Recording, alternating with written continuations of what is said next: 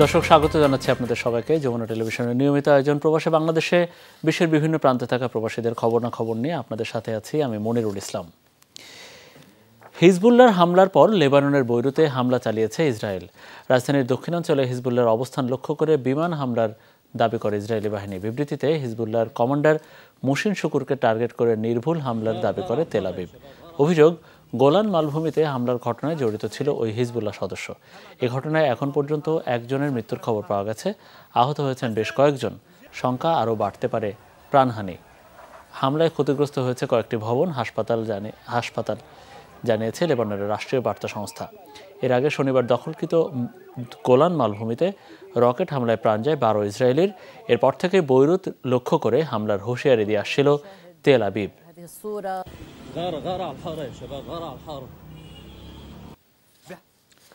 ভারী বৃষ্টিতে বিপর্যস্ত ভারতের দক্ষিণাঞ্চলীয় রাজ্য কেরালায় ভূমিধসে নিহতের সংখ্যা বেড়ে দাঁড়িয়েছে 123 জনে।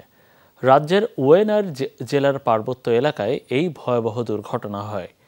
ধ্বংসস্তূপের নিচে এখনও আটকা শতাধিক মানুষ। বেসামরিক কর্তৃপক্ষের পাশাপাশি উদ্ধার কাজে যোগ দিয়েছে সেনাবাহিনী। ভারী বৃষ্টিপাত অব্যাহত থাকায় আরও ভূমিধসের শঙ্কা করা হচ্ছে।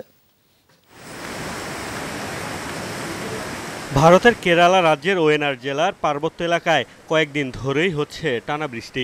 সোমবার মধ্যরাতে ভারী বৃষ্টির কারণে পাহাড়ি ঢলে তৈরি হয় ভূমিধস, আর তাতেই হঠাৎ বিপর্যয় নেমে আসে ঘুমন্ত গ্রামবাসীর উপর। দুর্ঘটনার পরপরই পুরো এলাকায় জারি করা হয় সতর্কতা। বিভিন্ন স্থান থেকে একের পর এক বের করা হচ্ছে মরদেহ।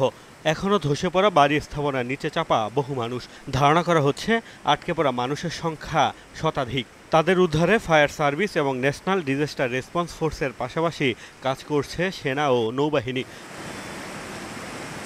বিপুল সংখ্যক আহত মানুষের চিকিৎসা দিতে হিমশিম খেতে হচ্ছে ওয়েনারের হাসপাতালগুলোকে। রাজ্যের স্বাস্থ্যমন্ত্রীর দাবি, পরিস্থিতি সামাল দেওয়ার সব চেষ্টাই করা হচ্ছে। মানুষকে উদ্ধারে আমরা সম্ভাব্য সব চেষ্টাই করছি। রোগীদের চিকিৎসার জন্য হাসপাতালগুলোকে তৈরি রাখা হয়েছে। আহতদের সুচিকিৎসা নিশ্চিত করা হবে। ফায়ার সার্ভিস, নেভি সহ বিভিন্ন বাহিনী উদ্ধার তৎপরতা চালাচ্ছে। মঙ্গলবারও ভারী বৃষ্টিপাত হচ্ছে রাজ্য জুড়ে। 2018 সালের পর এলাকাটিতে এটি সবচেয়ে ভয়াবহ দুর্যোগ। 6 বছর আগে বন্যায় এলাকাটিতে প্রায় 400 মানুষের প্রাণ গিয়েছিল। ক্ষতিগ্রস্তদের পরিবার প্রতি 2 লাখ রুপি করে আর্থিক সহায়তা দেওয়ার ঘোষণা দেওয়া হয় প্রধানমন্ত্রীর কার্যালয় থেকে। হতাহতদের প্রতি শোক জানিয়েছেন কংগ্রেস নেতা রাহুল গান্ধী। মোস্তফা মাহমুদ, যমুনা নিউজ। যুক্তরাষ্ট্রে গেল 6 মাসে মুসলিম বিদ্বেষ বেড়েছে 70%। গবেষণা সংস্থা কাউন্সিল অন আমেরিকান ইসলামিক রিলেশনসের নতুন জরিপে উঠে এসেছে এই তথ্য। এতে বলা হয়, চলতি বছরের জুন পর্যন্ত মুসলিম নির্যাতনের প্রায় 5000 অভিযোগ রেকর্ড করা হয়েছে। নির্যাতনের শিকার এসব মুসলিমের বেশিরভাগই অভিবাসী এবং শরণার্থী। গাজায় ইসরায়েলের অভিযান শুরুর পর থেকেই বেড়েছে মুসলিমদের উপর হেট ক্রাইম। মুসলিম বিদ্বেষের শিকার হয়ে মাত্র 6 বছর বয়সেই পৃথিবীর মায়া ত্যাগ করতে হয় ওয়াদিয়া আল ফাউমিকে। ধারালো অস্ত্র দিয়ে অন্তত 26 বার তাকে আঘাত করে হত্যা করে জোসেফ জুবা নামের 71 বছর বয়সী এক ব্যক্তি। গেল অক্টোবরে যুক্তরাষ্ট্রের ইলিনয় রাজ্যের ওই মর্মান্তিক ঘটনায় তোলপাড় ওঠে বিশ্বজুড়ে। 2 মাস আগে টেক্সাসে 3 বছর বয়সী এক মুসলিম শিশুকে সুইমিং পুলে চুবিয়ে হত্যার চেষ্টা করে এলিজাবেথ উফ নামের নারী। আটকের পর পুলিশ জানায়, মুসলিম বিদ্বেষ থেকেই ওই শিশুকে হত্যার চেষ্টা করা হয়। মুসলিম বিদ্বেষের এমন ভুরি ভুরি নজির উঠে এসেছে সম্প্রতি। নতুন এক জরিপ বলছে, যুক্তরাষ্ট্রে বেড়েছে মুসলিমদের উপর নির্যাতন এবং বৈষম্য। গবেষণা সংস্থা council on American Islamic relations CAIR এর এই প্রতিবেদন প্রকাশ করে আল জাজিরা। এতে বলা হয়, গেল বছরের তুলনায় চলতি বছরের প্রথম 6 মাসে মুসলিম বিদ্বেষ বেড়েছে 70%। জুন মাস পর্যন্ত মুসলিম নির্যাতনের প্রায় 5000 অভিযোগ রেকর্ড করা হয়েছে। জরিপ বলছে, নির্যাতন এবং বৈষম্যের শিকার হওয়াদের বড় একটি অংশই অভিবাসী এবং আশ্রয়প্রার্থী। মূলত কর্মক্ষেত্র এবং শিক্ষা প্রতিষ্ঠানেই বেশি হেট ক্রাইমের শিকার হচ্ছেন তারা। এসব অভিবাসীর বেশিরভাগই ফিলিস্তিন থেকে আসা। জরিপে বলা হচ্ছে, গাজায় ইসরায়েলি অভিযানের পর থেকেই যুক্তরাষ্ট্রে বেড়েছে মুসলিম নির্যাতন। সম্প্রতি যুক্তরাষ্ট্র সফর করেন ইসরায়েলি প্রধানমন্ত্রী বেনিয়ামিন নেতানিয়াহু। তার সফরকে কেন্দ্র করে বিক্ষোভ প্রতিবাদে উত্তাল হয়ে ওঠে যুক্তরাষ্ট্রের বিভিন্ন রাজ্য। এসব বিক্ষোভের বেশিরভাগেরই নেতৃত্ব দেন সেখানকার মুসলিম মার্কিনীরা। মীর মুশফিকা হাসান, যমুনা নিউজ। সন্ত্রাসী সংগঠন পরিচালনা দেয় ব্রিটেনের আলোচিত ধর্মীয় নেতা আঞ্জেম চৌধুরীকে যাবজ্জীবন কারাদণ্ড দেওয়া হয়েছে। মঙ্গলবার এই রায় দিয়েছেন লন্ডনের একটি আদালত। রায়ে বলা হয়, আল মুহাজিরুন নামের সন্ত্রাসী সংগঠন পরিচালনা করছিলেন কট্টর ইসলামপন্থী এই নেতা।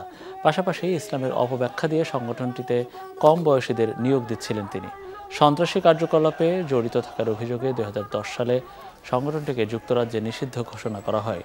রায় অনুযায়ী কমপক্ষে 28 বছর কারাভোগ করতে হবে 57 বছর বয়সী আঞ্জেম চৌধুরীকে।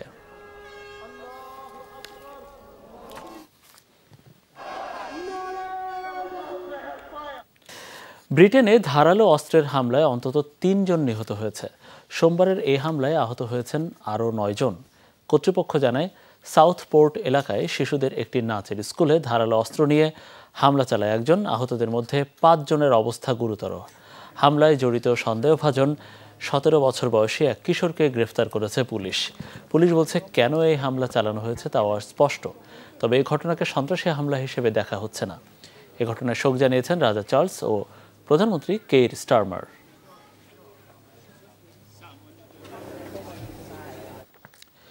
ফিলিস্তিনি বন্দীদের সাথে অমানবিক আচরণের দায়ে ইসরায়েলি সেনাদের বিরুদ্ধে তদন্তের ঘটনায় তোলপাড় চলছে ইসরায়েলে।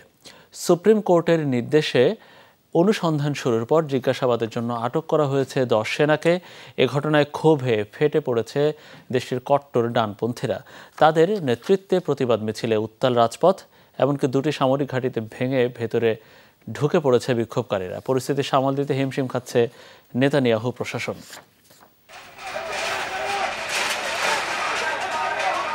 আবারও বিক্ষোভে উত্তাল হলো ইসরায়েল। তবে এবার জিম্মি মুক্তি নয়, ক্ষোভের কারণ দেশটির কারাগারে বন্দী ফিলিস্তিনিদের সাথে অমানবিক আচরণের ঘটনায় তদন্ত।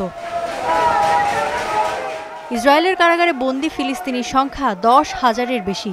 বন্দিশালায় তাদের সাথে কতটা অমানবিক আচরণ করা হয় তা সামনে এসেছে বহুবারই। সম্প্রতি এক বন্দীকে আধমরা করে হাসপাতালে পাঠানোর পর আবারও আলোচনায় বিষয়টি। আন্তর্জাতিক গণমাধ্যমগুলোর তথ্য, নিজ পায়ে ভর করে দাঁড়ানোর ক্ষমতা ছিল না তার। গোপনাঙ্গেও পাওয়া গেছে ভয়ঙ্কর ক্ষতের চিহ্ন। সম্প্রতি বিভিন্ন মানবাধিকার সংস্থার চাপে বিষয়টিকে আমলে নিতে বাধ্য হয়েছেন ইসরায়েলের সুপ্রিম কোর্ট। সত্যতা নিশ্চিতে নির্দেশ দেওয়া হয়েছে তদন্তের। এরই মধ্যে আটক করা হয়েছে 10 সেনা সদস্যকে। আর তাতেই ক্ষুব্ধ দেশটির কট্টর ডানপন্থীরা। তেইমান সামরিক ঘাঁটি ও বেইত লিদ বেইজের সামনে ব্যাপক বিক্ষোভ করে তারা। বেড়া ভেঙে ঘাঁটির ভেতরেও ঢুকে পড়ে অনেকে। তৈরি হয় বিশৃঙ্খলা। সেনাদের গায়ে হাত দেওয়ার চেষ্টা করলে ইসরায়েলিরা ছেড়ে দেবে না, রুখে দাঁড়াবে সরকারের বিরুদ্ধে। সরকার বা কোনো রাজনীতিবিদ নয়, সেনাদের জন্যই এখনও টিকে আছে ইসরায়েল। হেগের আদালতে সাধু সাজতেই এমন পদক্ষেপ, তা দেশের জনগণ বোঝে। ইসরায়েলিদের এমন আচরণ কোনোভাবেই গ্রহণযোগ্য নয় বললেন সেনাপ্রধান। দাবি, তদন্ত হলেই ইসরায়েলি সেনাবাহিনীর সম্মান অক্ষুণ্ণ থাকবে। সামরিক ঘাঁটিতে প্রবেশ এবং সেখানে বিশৃঙ্খলা তৈরি কোনোভাবেই গ্রহণযোগ্য নয়। আমরা একটি যুদ্ধের মধ্যে রয়েছি। এমন পরিস্থিতিতে এই ধরনের কর্মকাণ্ড রাষ্ট্রের নিরাপত্তার জন্য ক্ষতিকর। বিশৃঙ্খলা সৃষ্টিকারীদের বিরুদ্ধে কঠোর ব্যবস্থা নেবে আইডিএফের সেনারা, এমন হুঁশিয়ারি দিয়েছেন ইসরায়েলের প্রতিরক্ষামন্ত্রী। সামরিক ঘাঁটি থেকে বিশৃঙ্খলা সৃষ্টিকারীদের সরাতে যা যা করা প্রয়োজন তা করার অনুমতি দেওয়া হয়েছে সেনাবাহিনীকে। প্রতিরক্ষামন্ত্রী হিসেবে প্রয়োজনীয় সব সহায়তা করতে প্রস্তুত আমি। গাজায় আগ্রাসন শুরুর পর থেকেই অভ্যন্তরীণ নানামুখী চাপে ইসরায়েলি প্রধানমন্ত্রী বেনিয়ামিন নেতানিয়াহু। জিম্মি মুক্তি ইস্যুতে জনসাধারণের বিক্ষোভের পাশাপাশি গাজায় অভিযান ও যুদ্ধ পরবর্তী পরিকল্পনা নিয়েও বিবাদ রয়েছে অন্যান্য মন্ত্রীদের সাথে। ইফাদার খন্দকার, যমুনা নিউজ।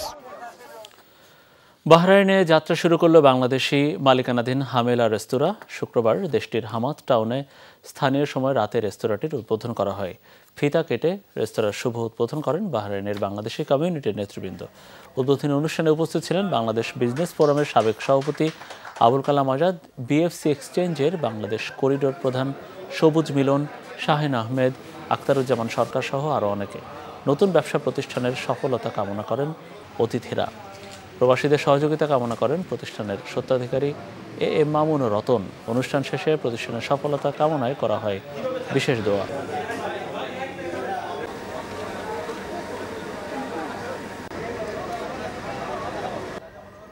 মধ্যপ্রাচ্যের দেশ কাতারে অনুষ্ঠিত হলো প্রবাসীদের সংবর্ধনা অনুষ্ঠান। শুক্রবার স্থানীয় সময় রাতে রাজধানীর দোহার একটি রেস্তোরাঁয় এই আয়োজন করে রাঙ্গুনিয়া প্রবাসী কল্যাণ সমিতি। সংগঠনের সভাপতি আব্দুস সালামের সভাপতিত্বে অনুষ্ঠানের যৌথ পরিচালনা করেন মোতালেব চৌধুরী, মুনিরুল ইসলাম ও মুফিজ রহমান। অনুষ্ঠানের প্রধান অতিথি হিসেবে উপস্থিত ছিলেন কাতারে নিযুক্ত বাংলাদেশের রাষ্ট্রদূত মোহাম্মদ নজরুল ইসলাম।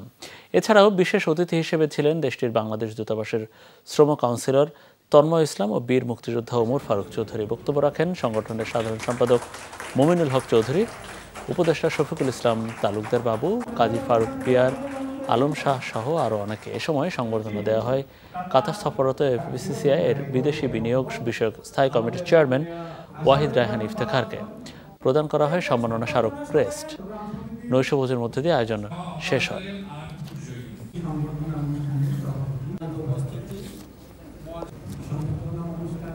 এদেশি বাঙালি ব্যবসায়ীরা, যারা প্রবাসী বাঙালিরা অথবা এদেশি যারা বিদেশি কাতারি আছে, তারাও যদি বাংলাদেশে ব্যবসা বাড়ানোর জন্য অথবা ব্যবসা করার জন্য, ওদের উদ্বুদ্ধ করার জন্য ব্যবসায়ী সমাজ থেকে আমরা ওদেরকে ইমেলের মাধ্যমে, মিটিংয়ের মাধ্যমে আমরা আকৃষ্ট করার চেষ্টা করব। পর্তুগালে শুহাদায়ে কারবালা শীর্ষক ইসলামী কনফারেন্স ও দোয়া মাহফিল অনুষ্ঠিত হয়েছে। রোববার রাজধানী লিসবনের স্থানীয় একটি হল রুমে আয়োজন করে আঞ্জুমানে আল ইসলাহ পর্তুগাল। সংগঠনের সভাপতি আহমেদ মোজাক্কির চৌধুরী ফয়সালের সভাপতিত্বে অনুষ্ঠানের যৌথ সঞ্চালনায় ছিলেন সাধারণ সম্পাদক মাওলানা কামরুল ইসলাম ও সহ সাধারণ সম্পাদক বদরুল আমিন। পবিত্র কোরআন শরীফ থেকে তেলাওয়াতের মধ্যে দিয়ে অনুষ্ঠান শুরু হয়। তিলাওয়াত করেন মাওলানা আব্দুল মুত্তাকিম সাহেব। এছাড়াও পরিবেশনা করা হয় হামদনাত। আয়োজনে প্রধান অতিথি ছিলেন যুক্তরাজ্য শাখা আঞ্জুমানে আল ইসলার যুগ্ম সাধারণ সম্পাদক মাওলানা এম এ কাদির আল হাসান। প্রধান বক্তারা ছিলেন মাওলানা হাফিজ মারজান আহমেদ চৌধুরী। এছাড়াও বিশেষ অতিথি ছিলেন মাওলানা আবুল কালাম শিবলু, মাওলানা ফখরুল ইসলাম, মাওলানা নাজিমউদ্দিন সহ আরও অনেকে।